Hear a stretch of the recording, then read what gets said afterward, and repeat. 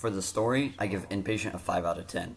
I found it difficult to accurately rate the story of this game since it's part of the Until Dawn series and I've never played Until Dawn. However, it seems that this game was designed to operate as a standalone game.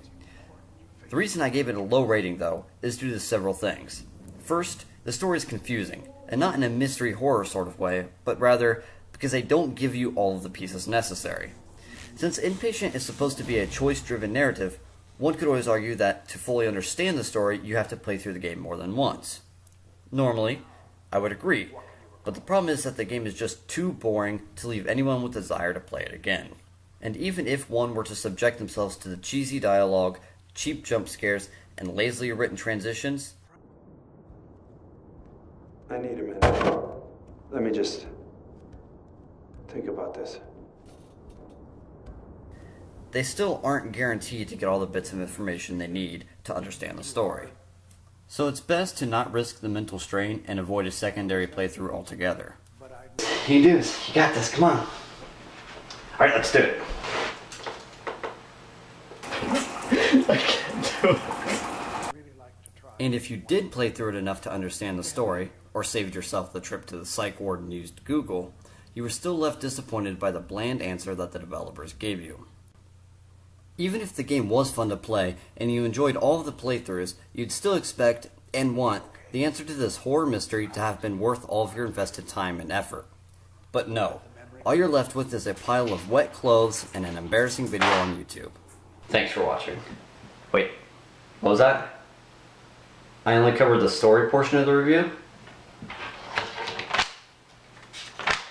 Oh shit, you're right. Well, suppose I got a little more time to keep ripping this game. For replayability, I give Inpatient a 2 out of 10, for reasons already stated. For addictiveness, Inpatient receives a 4 out of 10. Inpatient gets a little higher score here, because on the first playthrough, I was mildly interested in getting through the game to get an answer on what was going on. An answer it never gave me. Damn you! I give Inpatient a 6 out of 10 for immersiveness. In the far too few moments where the game put my nerves on edge with a jump scare, and then kept me on my toes with the well-timed and appreciable music and sound effects, I was immersed, even if only for the moment.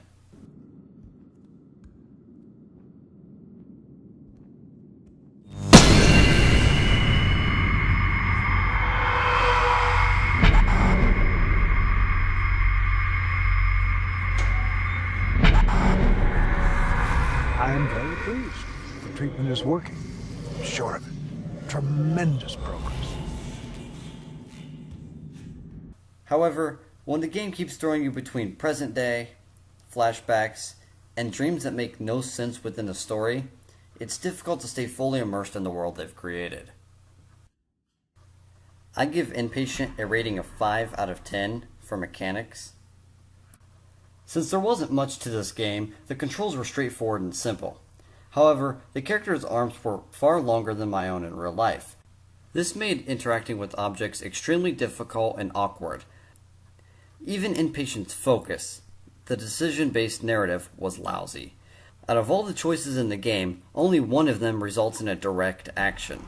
The rest of them only allowed you to choose what manner in which you made your response.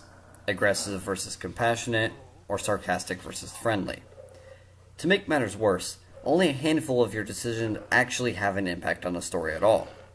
Most of your decisions make no difference in the world, and they are usually met with a near identical response no matter which option you chose. I would have liked to see more and impactful decisions in the game, like run versus hide, or left path versus right path. I think Inpatient looks good on paper as a mystery horror with a choice-driven narrative, but it failed horribly in its execution, especially for its absurd price tag of $40 for only 2 hours of gameplay. Thank you for watching, and don't forget to check out my debut novel, After the Last Battle.